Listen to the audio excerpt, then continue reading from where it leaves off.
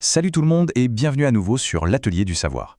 Aujourd'hui, on va plonger dans un truc que l'on connaît tous, mais alors tous, une sensation qui nous a tous, à un moment ou un autre, rendu complètement fous. Mais pourquoi, au fond, ça gratte? Ah, cette sensation, on la connaît par cœur, pas vrai? Cette petite irritation qui nous supplie de la gratter. Et on sait très bien que céder, même si ça fait un bien fou sur le moment, finit presque toujours par empirer les choses. C'est tout le paradoxe de la démangeaison. Alors la question qu'on se pose tous, c'est pourquoi? Pourquoi notre corps s'est embêté à créer un mécanisme aussi agaçant? Eh bien, croyez-le ou non, cette petite sensation a en fait un rôle super important, et elle nous protège depuis des milliers d'années. Allez, c'est parti, on décortique ça ensemble. Bon, pour comprendre, il faut s'imaginer un truc. Notre peau, c'est notre première ligne de défense, notre bouclier contre le monde extérieur. On parle quand même de près de 2 mètres carrés, c'est énorme. Nos organes, eux, sont bien au chaud, protégés, mais la peau, elle, est en première ligne. Du coup, il lui fallait bien un système d'alerte un peu spécial, non? Eh bien, ce fameux système d'alerte, c'est ça, la démangeaison. Le nom savant, c'est le prurit. Et c'est un réflexe qui a évolué pour une raison toute simple, nous forcer, en gros, à enlever ce qui nous dérange. Pour nos ancêtres, c'était vital pour se débarrasser d'un insecte, d'une plante qui pique, de parasites, bref, de tout ce qui pouvait être une menace.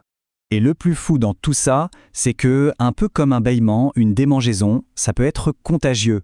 Je parie qu'il y en a qui ont déjà commencé à se gratter rien qu'en m'écoutant.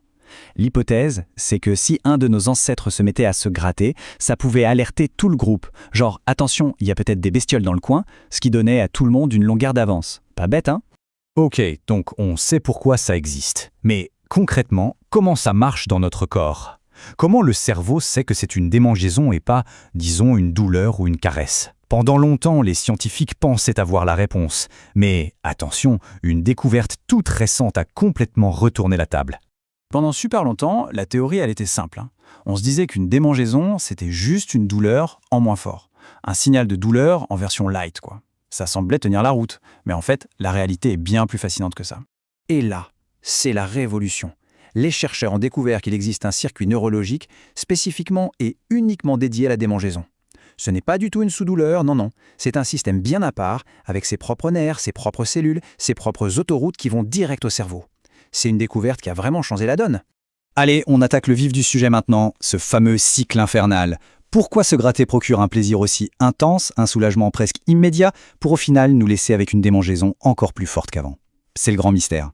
Alors, voilà le truc. Quand on se gratte, en fait, on crée une toute petite douleur. Et ce nouveau signal de douleur, il est un peu comme un message urgent pour le cerveau. Il arrive et il crie plus fort que le signal de démangeaison. Donc il le masque, il le couvre. C'est pour ça que ça soulage instantanément. Bon, on va décomposer ce cercle vicieux, vous allez voir. Étape 1, ça gratte. Étape 2, on se gratte. Ça crée une mini-douleur et on est soulagé. Étape 3, en réponse à cette douleur, le cerveau libère de la sérotonine, l'hormone du bien-être, pour nous apaiser. On se sent bien. Et c'est là qu'est le piège. Étape 4, cette même sérotonine a un effet secondaire. Elle va restimuler les nerfs de la démangeaison. Le résultat, ça se remet à gratter, mais encore plus fort. C'est sans fin. Et ce cycle, il peut devenir un véritable enfer, surtout pour les gens qui souffrent de démangeaison chronique.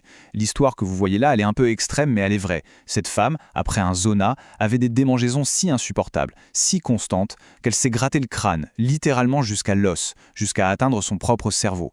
Ça donne une idée de la puissance que cette sensation peut avoir. Heureusement, on n'est pas complètement démunis face à ça, loin de là. L'humanité se bat contre les démangeaisons depuis toujours et a développé tout un tas de remèdes plus ou moins ingénieux. Allez, petit voyage dans le temps.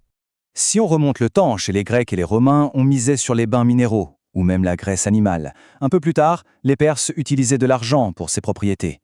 En Chine ancienne, c'était le menthol et sa fameuse sensation de fraîcheur qui calmait le jeu.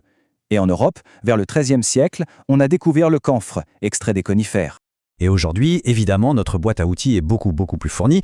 On a des anesthésies qui endorment la peau, des contre-irritants comme la capsaïcine qu'on trouve dans le piment, qui créent une autre sensation pour tromper le cerveau, et bien sûr, les grands classiques comme les antihistaminiques ou les crèmes à base de stéroïdes. Mais la chose la plus importante à retenir, c'est qu'il n'y a pas un remède miracle. Pourquoi? Parce que les causes sont ultra variées.